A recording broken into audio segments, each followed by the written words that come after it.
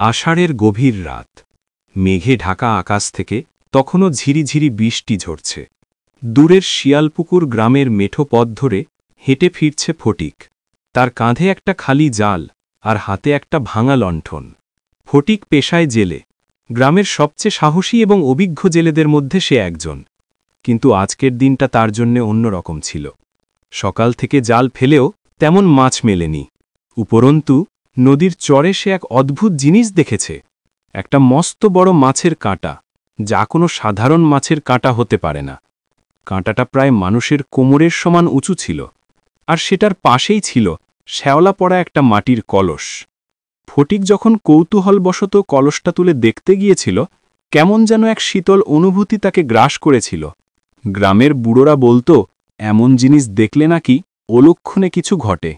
ফটিক বরাবরই এসব কুসংস্কারকে পাত্তা দিত না, কিন্তু আজ কেন যেন তার বুকটা হালকা ছমছম করছিল। ফটিক যখন বাড়ির উঠোনে পা রাখল, রাত তখন প্রায় 1:30। তার স্ত্রী শেফালি দরজার আড়ালে দাঁড়িয়েছিল। এত রাত হলো কেন গো? মাছও তো তেমন কিছু নেই দেখছি। শেফালির কণ্ঠে উদ্বেগ।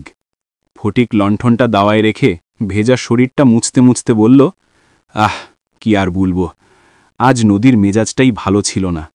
সারা দিন টোটো করে ঘুরেছি, আর জানিস, আজ চরে একটা অদ্ভুত জিনিস দেখলাম। একটা মস্ত বড় মাছের কাঁটা, যা কোনো সাধারণ মাছের কাঁটা হতে পারে না। কাঁটাটা প্রায় মানুষের কোমরের সমান উঁচু ছিল, আর সেটার পাশেই ছিল শ্যাওলা পড়া একটা মাটির কলস। ফটিক যখন কৌতূহলবশত কলসটা তুলে দেখতে গিয়েছিল, কেমন যেন এক শীতল অনুভূতি তাকে গ্রাস করেছিল। গ্রামের বুড়োরা বলতো, এমন জিনিস দেখলে নাকি অলক্ষণে কিছু ঘটে। ফটিক বরাবরই এসব কুসংস্কারকে পাত্তা দিত না, কিন্তু আজ কেন যেন তার বুকটা হালকা ছমছম করছিল।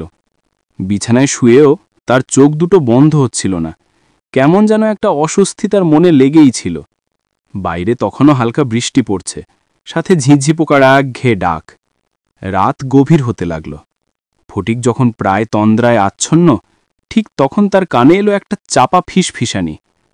ফটিক, ও ফটিক। শব্দটা খুব মৃদু, কিন্তু ফটিকের মনে হলো কেউ যেন তার কানের কাছেই ডাকছে। সে ধর্মর করে উঠে বসল।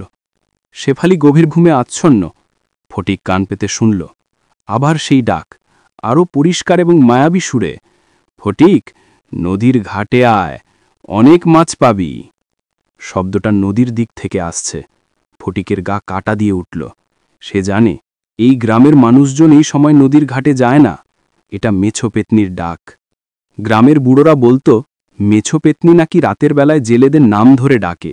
যে তার ডাকে সাড়া দিয়ে নদীতে যায়, সে আর কোনোদিন ফিরে আসে না। ফটিক বরাবরই এসব গল্প হেসে উড়িয়ে দিত, কিন্তু আজ সেই হাসি তার ঠোঁটে এলো না। তার বুকটা ধুকফুক করছিল। শব্দটা আবার এলো, এবার আরও জোরালো এবং মায়াবী সুরে। ফটিক, আমার কাছে আয়, এমন মাছ পাবি যা কোনো দিন দেখিসনি। সব বড় বড় রুই কাতলা, তোর জাল আজ ভরে উঠবে। ফটিকের চোখ তখন ঝাপসা হয়ে আসছে। তার শরীর কাঁপছিল, কিন্তু সে নিজেকে আর সামলাতে পারল না। সে এক পা করে জলের দিকে এগিয়ে যাচ্ছিল। তার মনে হচ্ছিল, এই মৌচোখ সেরে সে আর ফিরতে পারবে না। পেতনি যতবার ডাকছিল, তার আকর্ষণ ততবারই তীব্রতর হচ্ছিল। ফটিক তখন কোমর সমান জলে নেমে গেছে। পেতনি তার দিকে এগিয়ে আসছিল, তার শীতল হাত ফটিকের দিকে প্রসারিত। ঠিক তখনই পেছন থেকে একটা জোর ধাক্কা খেল ফটিক। সে ছিটকে পড়ল চরের কাদায়। তার ঘোর কাটল। ধাক্কাটা মেরেছিলেন তার প্রতিবেশী, বুড়ো রহিম চাচা। রহিম চাচা লাঠি হাতে সেখানে দাঁড়িয়েছিলেন, তার চোখে উদ্বেগ। এ কি করছিস ফটিক? ওটা মেছো পেতনি, মরতে যাচ্ছিস নাকি? রহিম চাচা হাঁপাচ্ছিলেন, তার চোখে ঘুম নেই। তিনি গভীর রাত পর্যন্ত নামাজ পড়ছিলেন। ফটিকের ঘোর পুরোপুরি কাটল। সে দেখল, জলের ওপর যে মায়াবী নারী অবয়বটি ছিল, সেটি ধীরে ধীরে মিলিয়ে যাচ্ছে। কুয়াশার মাঝখানে শুধু একটা বিকট অট্টহাসি ভেসে উঠল, যা শুনে ফটিকের শরীরের প্রত্যেকটি লোম ভয়ে দাঁড়িয়ে গেল। হাসিটা যেন বাতাসে মিলিয়ে যেতে যেতেও তার কানে বাজছিল। রহিম চাচা ফটিকের হাত ধরে তুললেন।